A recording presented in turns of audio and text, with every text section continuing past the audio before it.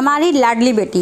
ये कहानी हमारी लाडली बेटी पारिवारिक कहानी आपको अपनी सी लगेगी, क्योंकि हर परिवार में इस कहानी की तरह थोड़े मनमुटाव, थोड़ी अनबन होती ही है। लेकिन मैं ये दिल से चाहूँगा कि हर परिवार में होने वाले मनमुटावों का अंत इस कहानी की तरह खुशियों से भरा हो। शाम को आते हुए राशन लेते आना, और हाँ, मुन्ना के स्कूल में फ़ीस भरनी है, उसके लिए पैसे देते जाओ। बीवी की इस मांग पर जेबें उल्टी करके दिखाने के सिवा बड़े के पास कोई दूसरा उत्तर नहीं था। माथे पर चिंता की सिकनों के साथ सवेरे तो बड़ा भाई अपने काम पर निकल गया, लेकिन उस शाम उसने पूरे परिवार के सामने इस आर्थिक संकट को दूर करने के लिए एक प्रस्ताव रखा। क्यों ना हम उस प्लाट को बेच दें जिसे बाबूजी ने लक्ष्मी को शादी में देने के लिए खरीदा था। बेटी को दी हुई चीज़ वापस नहीं मांगते, पाप लगता है। लक्ष्मी का जन्म होते ही घर खुशियों से भर गया था। तभी तुम्हारे बाप ने ये तय कर लिया था कि ये प्लॉट लक्ष्मी का है, जो उसे उसकी शादी में दिया जाएगा।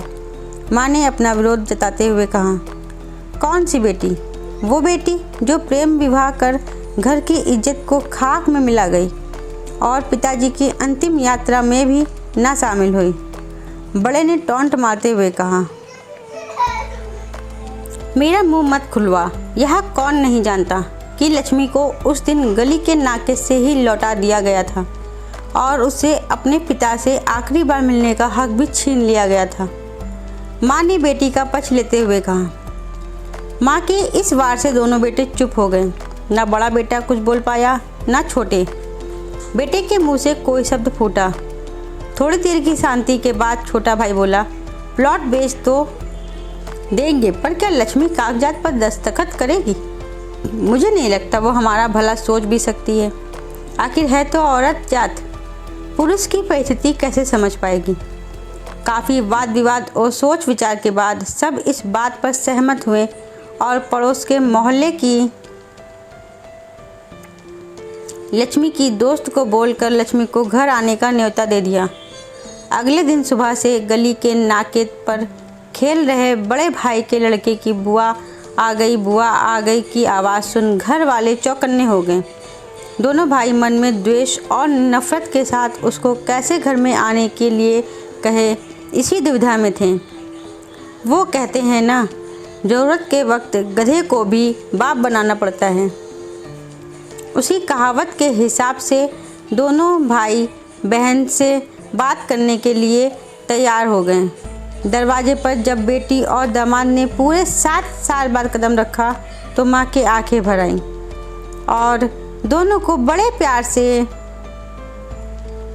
घर के अंदर लेकर आई। बेटी और दामाद भी माँ का इतना स्नेह देखकर भाव विभोर हो गए। शाम को साथ में बैठे बेटी दोनों बेटों और दामाद के आगे हिचकिचाते हुए माँ ने ही प्लॉट का मुद्दा उठाया। लक्ष्मी को थोड़ा अंदेशा था कि कोई बड़ी बात होगी। लक्ष्मी उसी दिन से ये सोच रही थी कि ऐसी क्या बात हो सकती है कि जो खड़ूस भाई उसे बाप का मुंह भी दिखाने को तैयार नहीं थे, वो अचानक इतने कैसे पिघल गए। लेकिन अब उसको सारी बात समझ में आ गई। लक्ष्मी ने तिरछी नज़र से पति की तरफ देखा तो वो बोल पड़ा, देखिए माँ जी, शादी से पहले जो कुछ आपका था वो आपका ही रहेगा। ना उस पर मेरा या लक्ष्मी का कोई हक था, ना है, नहीं भविष्य में हम मांगेंगे। इसलिए आप निश्चित होकर उस प्लॉट के साथ जो करना है कीजिए। आप जहाँ कहेंगे हम वहाँ साइन कर देंगे। सुबह से अपने जीजा से नज़रें चुरा रहे दोनों भाइयों ने अब अपने जीजा को अच्छे से देखा। सुबह प्लॉट के कागजात पर बहन के दस्तखत लेकर काम ख़त्म किया जाए, यह तय हुआ। सब इस मीटिंग को ख़त्म कर उठ ही रहे थे कि टीवी पर अनाउंसमेंट हुआ कि